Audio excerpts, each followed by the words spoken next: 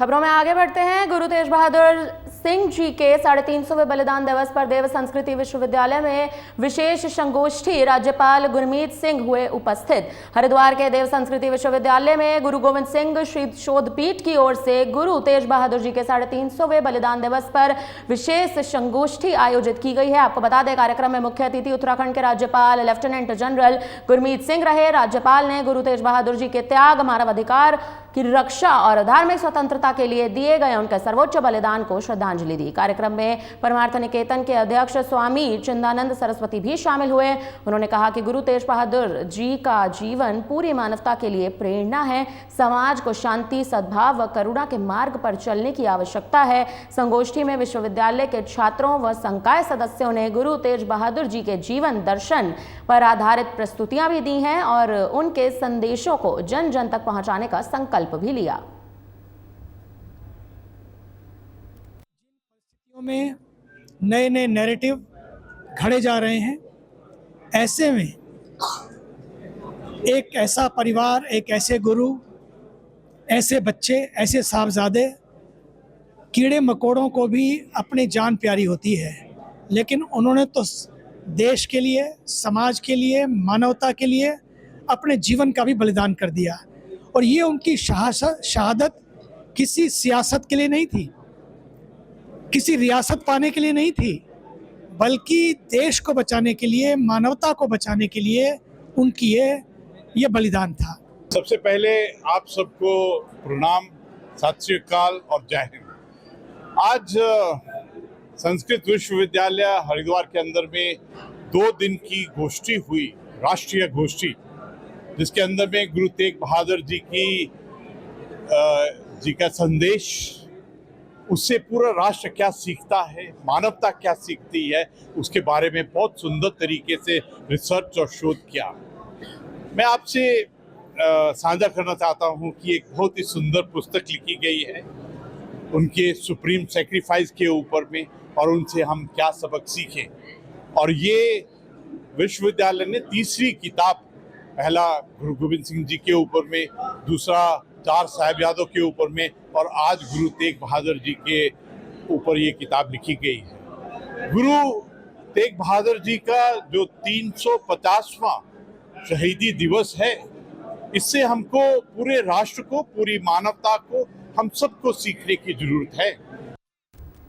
डोईवाला की बड़कोट रेंज में मानव और वन्यजीव संघर्ष को कम करने के लिए वन विभाग और वाइल्ड लाइफ संगठनों ने गंभीर प्रयास शुरू कर दिए हैं। बढ़ते टकराव को रोकने के लिए आज WWF द्वारा एक कार्यशाला आयोजित की गई, जिसमें आबादी वाले क्षेत्रों में जंगली जानवरों की बढ़ती आवाजाही पर चिंता जताई गई। WWF के सलाहकार हेमशंकर मेंदोला ने साफ तौर पर कहा कि आजादी के बाद से लगभग 1,22,000 हेक्टेयर जंगल विकास के लिए काटे गए, जिससे जानवरों के पारंपरिक आवास टूटे और लेंटाना झाड़ी बढ़ने से उनकी आवाजाही के रास्ते बंद हो गए। विभाग अब हर रेंज में उपकरणों से लैस हाथी सुरक्षा दल बनाने की तैयारी भी कर रहा है।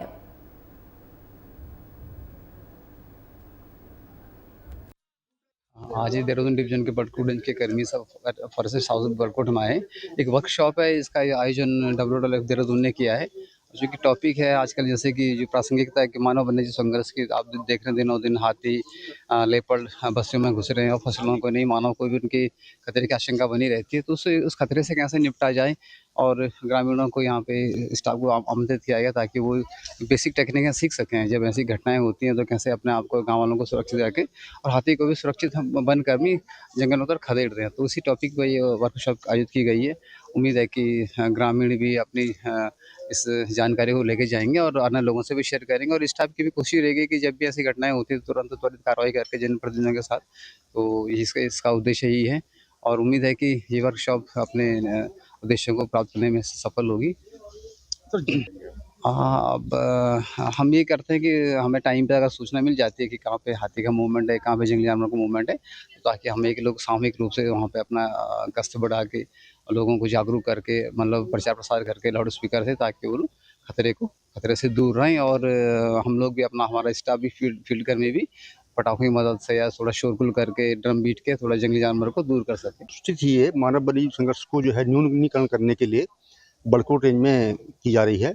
और इसमें बड़कोट रेंज के अंतर्गत जितने भी गांव वाले हैं उनके गांव से कुछ चुनिंदे लोगों को लिया गया है और उनसे ये अपेक्षा की गई है कि वो वन्य जीवों की गतिविधियों के संबंध में और उनके आवागमन के संबंध में हमारे स्टाफ को, फॉरेस्ट के स्टाफ को जो है अवगत कराएंगे और फर्स्ट रिस्पॉन्डर की हैसियत से वो स्टाफ के साथ भी मदद करेंगे और मानव वन्यजीव संघर्ष की जो घटनाएं हो रही हैं उस पे को मिटिगेशन करने के लिए कुछ उपाय सुझाएंगे।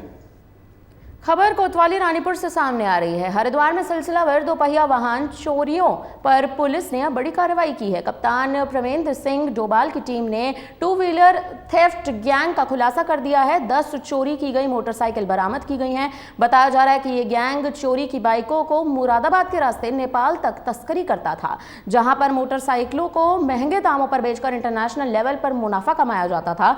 हैरान कर देने वाली बात यह है कि आरोपी मास्टर की का इस्तेमाल करता था और मिनटों में बाइक चोरी करके ले जाता था।